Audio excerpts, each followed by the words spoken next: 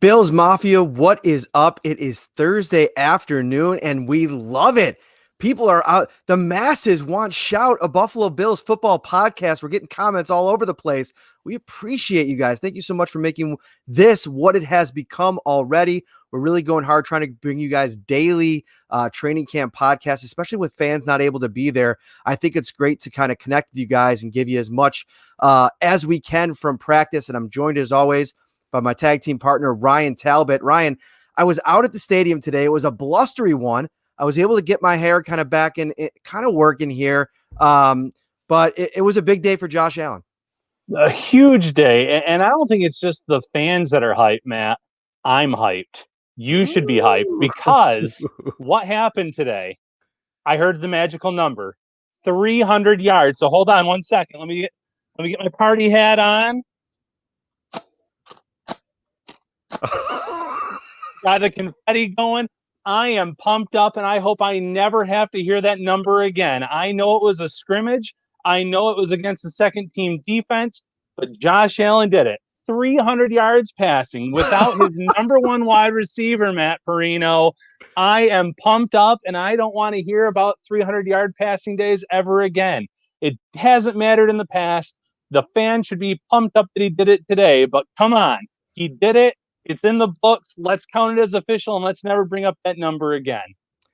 So I'm floored right now, Ryan Talbot. When you texted me and said, I got some props going with the Josh Allen stuff, I thought we were going to talk about some prop bets in the first couple of weeks with 300-yard passing. No, you got a birthday hat, confetti, and you are Self-made celebrating confetti. live. This is why all you guys that are supporting us in the audio versions, Spotify, Apple, Google, all the platforms, we really appreciate you. But if you're not watching the video broadcast, you're missing Ryan Talbot just bringing the energy, and I love it. And we'll get right into this thing here, Ryan. Josh was really, I thought, crisp under the conditions. And I think that you could, if you wanted to, you could take some issue with some of the passes today. He was a little bit erratic in terms of where he was putting the ball. Cole Beasley specifically, I thought he kind of was all over the place on his routes. He had to kind of react and kind of make some adjustments on some balls thrown behind him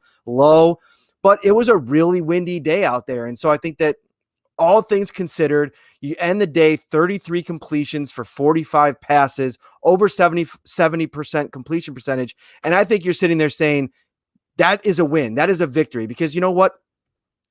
There's going to be there's been a period of ramp up here. And today was really the first time that anybody's been in a game environment. And usually, Josh Allen being in a game environment, we'd be talking about, a quarter, a couple series. He was out there for the entirety of what the Bills did today. And that was a little over 2 quarters. They went about 7 minutes into the third quarter, and then they worked on some other stuff that we can't talk about, and then they ended the day. But all in all, I think that it was a real big bummer going into the day because everybody was excited. The first time to get a chance to see Stephon Diggs on a football field with Josh Allen in uniform, and you kind of lost out on that. Some sore lower back. They held Diggs out today. We'll monitor that as we move along here, probably a lighter practice tomorrow. But everybody else that showed up delivered. I mean, John Brown with 9 catches to lead the way. Old reliable, same old. Cole Beasley with 7 catches. Gabriel Davis, I should say, with 6 grabs. And I led off the observations, with Josh, but also with Gabriel, because this was a spot where he would, with Stephon Diggs out of the lineup, there was going to be more opportunity for Gabriel Davis, and he took full advantage of it today. He made some plays. The one interception on the day for Josh Allen came off the hands of Gabriel Davis, which he'd probably like to have that game back, but it was a zinger. I mean, that thing was coming in from Josh, and it kind of bounced off of his hands right into the hands of Siran Neal, who Siran Neal continues to play really, really well. I thought he was really solid in coverage today. Had a bunch of fun matchups to watch, which we also can't talk about, but it was a good day, I think, from a receiving perspective for that first team, where, I think that worked with Josh Allen. The second team, however, the backups, They struggled. They struggled quite a bit against the starting defense, which I think going into this, you would have to expect that would be the case. I mean, going up against, Tre'Davious White, Jerry Hughes, Tremaine Edmonds. I mean, Matt Barkley struggled to find any type of consistency and get drives moving. I thought that TJ Yeldon did a really nice job playing with on that side of things, and but it was just like the pressure all day long. The backup offensive line really struggled to contain them. Jerry Hughes with a sack. Ed Oliver, I don't think was actually credited with a sack, but if this was a live environment with the quarterbacks, he would have gotten Barkley back there. Quentin Jefferson with a sack and a tackle for a loss. I think Tremaine Edmonds was close on one too. Tre'Davious White had a bat down pass on a corner blitz. So they were active. They were flying around the football. And it was just it was a fun day. I mean, they threw the ball a lot. I mean, obviously Josh Allen, 45 attempts in under 3 quarters. I mean, you can do the math there. But just a fun day to be out the stadium. Oh, without a doubt. And, going back to Gabriel Davis and the interception, that's probably something that will come with time in terms of learning how much Josh really puts on those passes. We saw that last year, even in the in the week 1 opener against the Jets, where Beasley tried to bring one in off the ground and ended up being intercepted by CJ Mosley and things like that, where it takes some time to get used to that fastball, even though they've been practicing together. So that's going to come with time. And like you said, Beasley made some great adjustments today because he's played with Josh. He kind of knows that sometimes it's not going to come in right where it needs to. And again, it's something that comes with time. But the silver lining here is this is what we should have expected. The starting offense being able to move the ball on the second team defense and the second team offense struggling against the first team defense. We did not have a New York Jets situation where the second team wiped the floor with the first team. So all things considered, I think that you can take a ton of positives out of this day.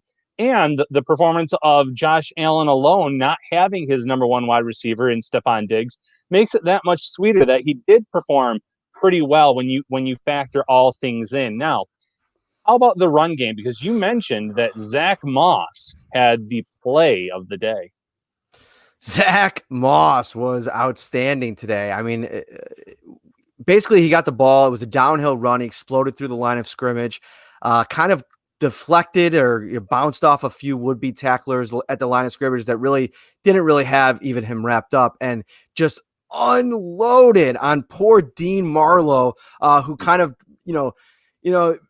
the basketball saying is meet me at 10 feet as a guy's going to the hoop, right? Well, this was the football version of this, one-on-one, mano-a-mano, and Zach Moss just absolutely truck stick Dean Marlowe. I mean, we were sitting, group of media were sitting at about the 50-yard line, probably 20 rows up.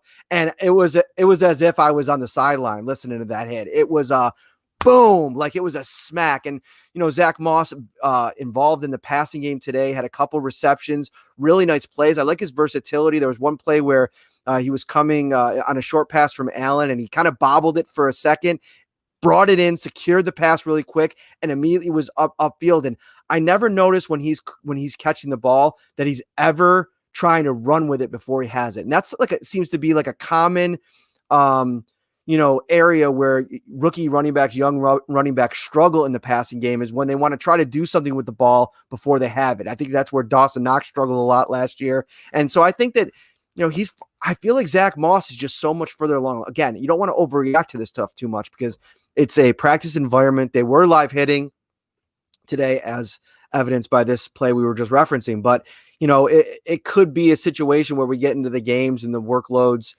increase. So maybe the results aren't as promising, but early indications are that the Bills found a gem in the 3rd round in Zach Moss. Yeah, that's outstanding. And he did say from day one, he was going to make defenders make business decisions. And apparently that means with his own teammates as well, as evidenced by what happened today. Devin Singletary also performed pretty well, though, to my understanding, based on what you wrote. Go ahead. 20-yard touchdown pass from 20-ish yard. I can't say the exact number, but in the range of 20 yards. Like, it was a nice little running catch. But it was a great play, and I feel like it really seems like, cohesively speaking, that the offense really felt like they understood what they wanted to accomplish today a lot of the time, and they got it done. Assignments being executed. And on that particular play, I thought that, Allen put his hands up in the air when Singletary was still, a good ways away from the end zone. That's how well executed the play was. So they say what we saw out of the offense today, the consistency, and the only real turnover was one off of a deflection. You got to be thrilled with that. Oh, without a doubt. And if the Bills truly do have a great 1-2 punch at running back, that's just going to make Josh Allen's life that much easier.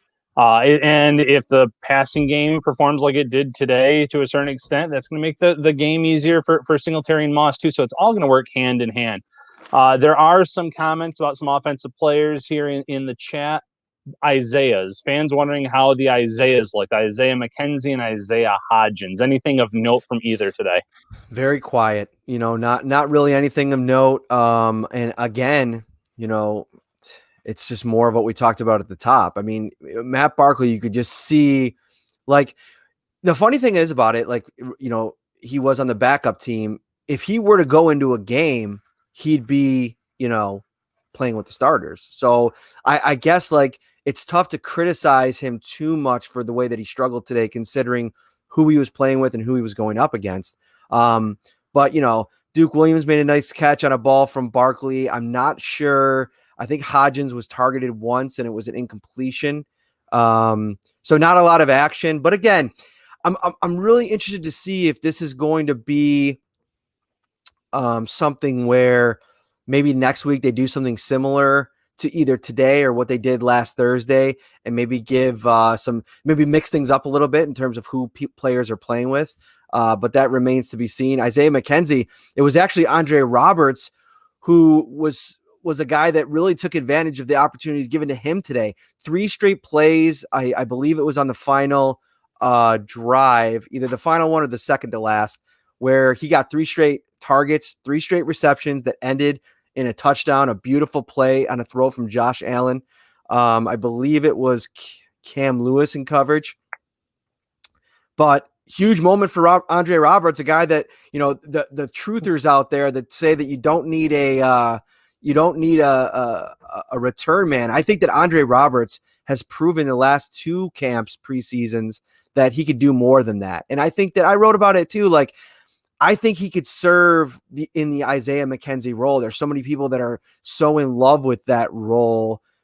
I think that if you allow Andre Roberts to do some of those things, it was only 8 catches for Isaiah McKenzie last year. So production wise, I don't think that you're losing a whole lot if you implement Andre Roberts in that. And a lot of it was used to kind of see what the defense was doing, a lot of motion stuff, a lot of, jet sweep stuff. I think he can do it. I think Gabe Davis can do it. If you go watch his UCF tape, I think he ran some of that stuff in college. And Diggs, I tweeted out a video of Diggs the other day. I think he can do it too. So I think Andre Roberts is, this is a big day for Andre Roberts.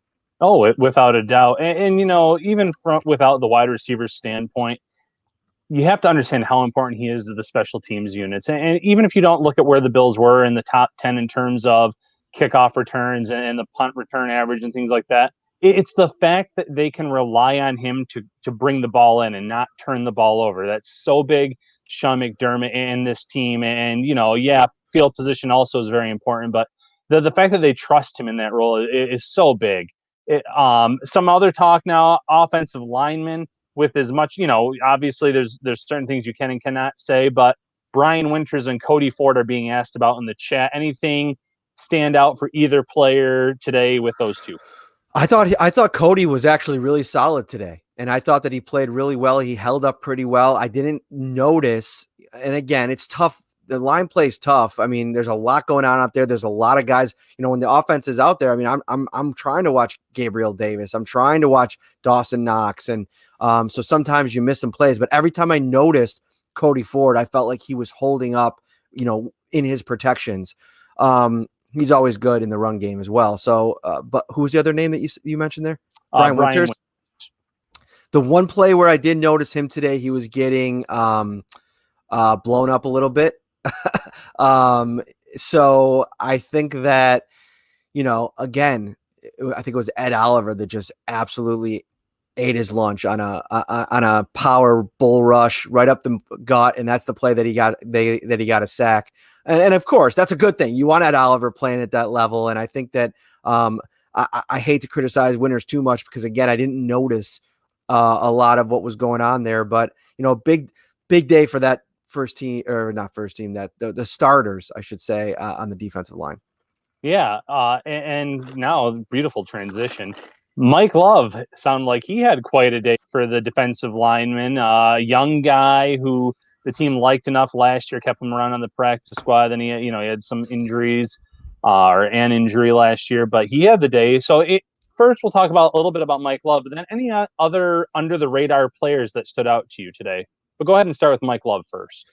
I'm so happy for Mike Love, man. I mean, the last 2 seasons have really enjoyed all my conversations with him. And what was cool about him last year, I spent some time with Lorenzo Alexander during training camp. And one of the topics that came up, and we were walking kind of on the sidelines after practice, was about Mike Love and the time that Lorenzo Alexander spent with him in the offseason working on all of his pass rush moves. And he said, from the time they ended the 2018 season till the start of training camp, he was absolutely floored at the uptick in Love's game as a pass rusher. And you saw that early in training camp.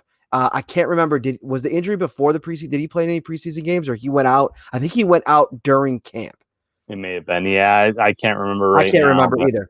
But, lo and behold, he didn't really ever have a real shot to threaten Daryl Johnson, who ended up making the roster. But today was a reminder to everybody about what Mike Love can do on the field. He was energetic. He looked athletic. He looked like as a pass rusher, he looked even better than he did a year ago. And anytime that you can land a sack in this environment when the quarterback's not live and they have to blow the play dead, because a lot of times, a quarterback can almost get away with, not being sacked if they really want to in this environment because they can't get hit. But those 2 plays that Mike Love had, they were no doubters. They were sacks. And one of them specifically, my eyes met the matchup, and it was against Darrell Williams, who's had himself a really nice camp. Like, I think Darrell Williams has been really good. So I think that's a feather in Mike Love's cap that he was able to beat Darrell Williams on that play, get to the quarterback. So a huge day for Mike Love. The other guy that I wrote about, Tanzel Smart, who shout out to Draft Diamonds when the Bills had him in, Damon Talbot, All in the Family, right? Yeah. He posted a video of one of Smart's workouts, or retweeted a video that he had posted a while back. And he just looked an absolute beast. And I was wowed. And then he got to camp after the Bills signed him. And I was like, man, this dude's like really small. Like, he's like a really small interior defensive lineman. Doesn't matter. I mean, he was a terror out there today. I mean, every time I looked up, and I looked into the backfield and there was a defensive player causing pressure on Josh Allen, it felt like it was 74, Tanzel Smart, every single time. He's got like a relentless motor, and I think that his style is going to really appeal to the Bills. Now, can he make the roster? That's a whole separate debate, because you have Vernon Butler, who I'm pretty sure, without the contract in front of me, year 1 of that deal is guaranteed almost. And so he almost feels like a lock. You got Harrison Phillips, who's a lock, Ed Oliver, who's a lock. And then after that, it gets kind of interesting. Quentin Jefferson is kind of that, can't tell you where he's been playing, but he's kind of that hybrid that can play a little bit of both. I still think he's more of a tackle. Most of his reps last year, I still think the majority came on the inside. So we'll see how that plays out. But that you're sitting there looking at 4 right there. Then you have to figure in Vincent Taylor, who's had some sacks himself. So it's going to be an uphill climb. I think that Smart has 100% outplayed Justin Zimmer so far, the 2 defensive tackles that they signed last week. And so he's somebody that, if he continues to play well, can Brandon Beane afford to stash him? And he can maybe, to me, he reminds me, obviously, not as heralded as Jordan Phillips as a former 2nd-round pick, but a guy that, if he's going to buy in here and he can somehow find an opportunity in this defense to make some waves, that could be a guy to watch. Oh, without a doubt. Some other talk. Now, you've already mentioned, though, that the defense was pretty dominant today, but some people asking about the linebacker play, specifically AJ Klein, and then a little bit of cornerback talk. Anyone pop in the cornerback room, and how is AJ Klein looking at the linebacker position? AJ Klein was pretty good today. He had a real nice pop on TJ Yeldon on a pass play that it was just a bad ball from Barkley, a little bit out of reach, but AJ Klein made sure that Yeldon wasn't going to catch it. So he was active out there. Nothing bad to report. Again, I'm excited to get that first game to kind of dig into to see how the Bills are planning to utilize him. There was because I can't really talk about it right now, so we got to kind of move on before I say something that's going to get me into trouble. But I do want to bring up Voshon Joseph because as we've been doing these daily pods, I've noticed his name pop up in the chat quite a bit, and today I made it a point to watch him, and I thought that, I wrote about it. I just thought he was a little bit slow. I think the loss of a season and the reps that he lost all last year, where guys like Cam Lewis and Tyrell Dotson were on the practice squad getting, irreplaceable reps and experience. Voshon Joseph's just a little bit behind the eight ball when it comes to that. And he looks a little bit slow. John Falcetta, Jose Kendo reference. I love it. I'll get to him in a minute. Not too much to report on that, but I just thought that Voshon, I'm always impressed with Dotson from the perspective that I feel like he's executing his assignment. And today I thought that Voshon Joseph was a little late on some pass plays. I didn't like the fact that his nose wasn't really around the ball too much when I was looking at who was, kind of in there at the end of a play on a run.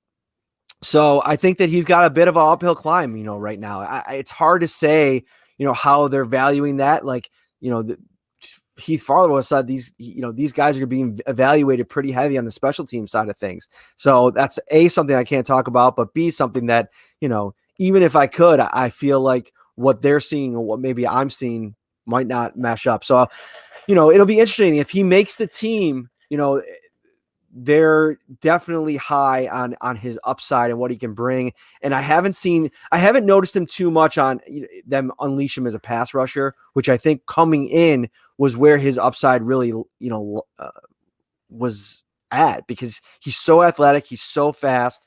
In terms of corners, Dane Jackson today, couple fun matchups with John Brown. I thought he did a respectable job, but as you saw from the story, 9 receptions for John Brown to lead the way. So, the rookie got a little bit of medicine today. Got to get thrown to the wolves, but that's good. If you're in a situation with Josh Norman already out and, what this depth chart ends up looking like is anybody's guess, but there's a real chance that Dane Jackson could, depending on how this season goes and depending on the injury situation throughout the season, he could get some snaps at some point. And so you want him to have these experiences now. They would have been great in a preseason environment, but he got some of those today. No doubt about it. You wrote a little bit about it, but Young King wrote, is Tyler Bass starting to separate himself from house money? Yeah, I believe he is. And it's twofold. Number one, the struggles that Hauschka has had from distance. Today, Bass was the only one that kicked field goals. He was 1 of 2. The miss was 55, but those winds were swirling. And it was just like it would have been good for distance-wise. Just went a little bit wide left. But Bass, man, he's such a weapon as a kickoff person. He had 2 kicks into the wind today that he put out of the end zone, and the other one he forced a touchback. So that's a real weapon, and I think that the leg strength with Hauschka presents a problem. But this brings in the interesting topic. If you're nervous at all, and Sean talked about it a little bit on his press conference this morning, that it's still in the cards that, he's not saying the Bills won't keep 2 kickers. As a matter of fact, he kind of left the door open a little bit to the possibility. And so if they get to the opener and they say, okay, we got breaking news. The Bills just released Stephen Hauschka and Lachlan Edwards. Wow. As we're talking. Well, and there you have it. Like I said, I think Tyler Bass was winning the competition, and I think that the Bills confirmed that situation. And it's interesting. I wonder if today was, the look they wanted at Tyler Bass. Steven Hauschka did have 2 kicks today. They were extra points, and he missed one of them. So the kicking competition, as of now, is over. It'll be interesting to see if they maybe bring in another veteran. But we haven't talked to Steven Hauschka all off season, all training camp. I wonder, if part of that, you hate to speculate, but I wonder if part of that was, the writing a little bit being on the wall. When you draft a kicker, in the 6th round, like the Bills did, we've talked about this many times, there's plans for him. And I think that Tyler Bass, really talented, has shown that so far, and did enough to looks like as of now win the job. So we'll see how that transpires. But some breaking news on the Shout Football Podcast. Make sure you're tuning in always. All right. As we're talking about the kicker position, nonetheless, I mean, come on. You can't time it any better than that. But that's great. You nailed it. It's more than just the field goal kicks. It's the kickoffs. And in November, in December, those swirling winds are pretty common.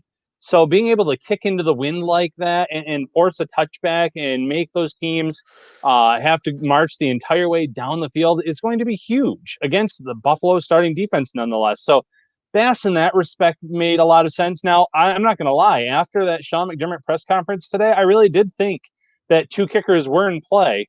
Not just because of the fact that Hauschka is pretty reliable from 45 in, but based on the fact of COVID and testing. And if a player tests positive the night before a game, what are you going to do? Who's going to be kicking field goals? There was a joke that maybe it would be Micah Hyde volunteering for that role or someone else from the media perspective. But you might find yourself in that situation, and you don't want to have a positional player kicking field goals in a game that's really going to maybe matter, have a kick come down to winning or losing a game. So it's really going to be interesting because the Bills, at least I would think, are going to have to add some kind of kicker onto their practice squad just to protect themselves from the event that something happens in season, and have that extra guy that you can bring up with an offensive lineman on game days to make it a 55-man roster if you ever needed to in that event. So really interesting, but kudos to the Bills to release Hauschka now, because I think, one, it gives him plenty of time to find a new job out there rather than he's gonna get one real quick. I mean, he's there's going to get a job like of that.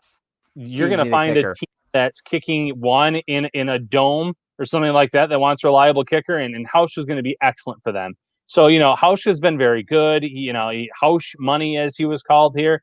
He's not going to be out there on the market for long, but better to release him now and give him his choice of teams rather than wait until, right before the start of the regular season. Yeah. So, wow, breaking news here. We'll have to get something up on the site as soon as we're done with this show. But a little bit more that I wanted to talk about before we get out of here today. Any other questions that you saw in there that you wanted to bring up before we get out of here? No, I think that was just talking about the kicking and punting game, and a lot of positive comments. Thank you to everyone that's been watching. Yeah, definitely. All right, then maybe we'll get out of here because we got some work to do, Ryan. Big afternoon for Tyler Bass, obviously. And if you want, go over to the site, search Tyler Bass. I did a feature on him a few months ago where I was able to talk to his college kicker. Obviously some comments from Heath Farwell. And I think that the writing was certainly on the wall. I really got a good vibe off of him and what I feel like Heath Farwell saw in him at his pro day, etc. It's a cool read, and you can check that out. Thank you so much for watching. Shout, a Buffalo football podcast. Subscribe, rate, and review wherever you get your podcasts. We got some cool things popping with the show. We probably won't be back until Sunday to recap Sunday's practice. They'll have one tomorrow, I think, but it'll likely be light. So stay tuned. As always, thank you guys so much for watching, and we will see you next time.